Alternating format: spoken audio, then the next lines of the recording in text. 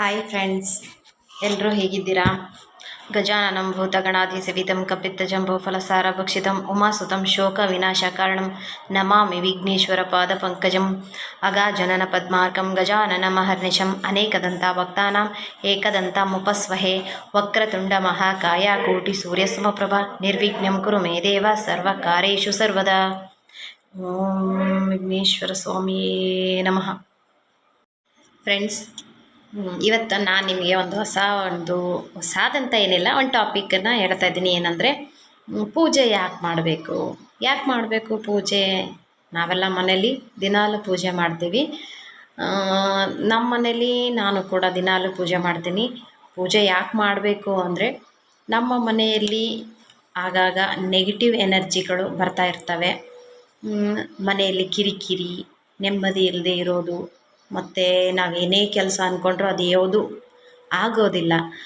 ಅದಕ್ಕೋಸ್ಕರ ಏನೋ ಒಂದು ಧನಾತ್ಮಕ ಶಕ್ತಿ ಮನೆಯಲ್ಲಿ ಬರಬೇಕು ಅಂಥೇಳಿ ನಾವು ಪೂಜೆ ಮಾಡ್ತೀವಿ. ಆ ಧನಾತ್ಮಕ ಶಕ್ತಿಯು ನಮ್ಮ ಪೂಜೆಯಿಂದ ನಮ್ಮ ಮನೆಯ ಒಳಗೆ ಪ್ರವೇಶಿಸಿ ನಕಾರಾತ್ಮಕ ಶಕ್ತಿಗಳನ್ನು ದೂರ ಮಾಡ್ತವೆ ಅನ್ನೋದು ನಂಬಿಕೆ.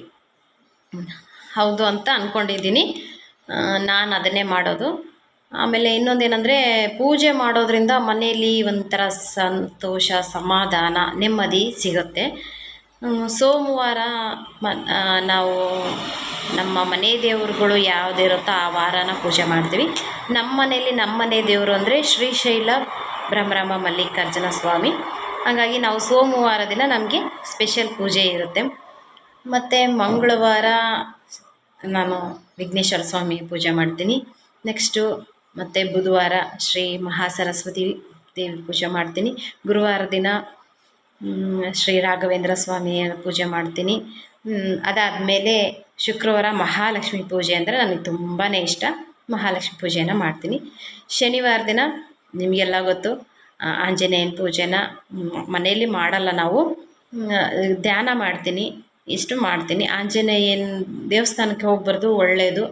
ಎಲ್ಲರೂ ದೇವಸ್ಥಾನಕ್ಕೆ ಹೋಗಿ ಬರ್ತಾರೆ. ನಮ್ಮನೆಯವರು ಕೂಡ, ನಮ್ಮ ಯಜಮಾನರು ಕೂಡ ಹೋಗಿ ಬರ್ತಾರೆ. ಸಂಡೇ ಪೂಜೆ ಮಾಡ್ತೀವಿ, ಬಟ್ ಸ್ವಲ್ಪ ಲೇಟಾಗಿ ಎದ್ದು ಕೆಲಸದ ಒತ್ತಡ ಅವೆಲ್ಲ ಇರುತ್ತೆ. ಹಾಗಾಗಿ ರವಿವಾರ ಒಂದಿನ ಸ್ವಲ್ಪ ಲೇಜಿ ಆದರೆ ಪೂಜೆ ಮಾಡಲೇಬೇಕು.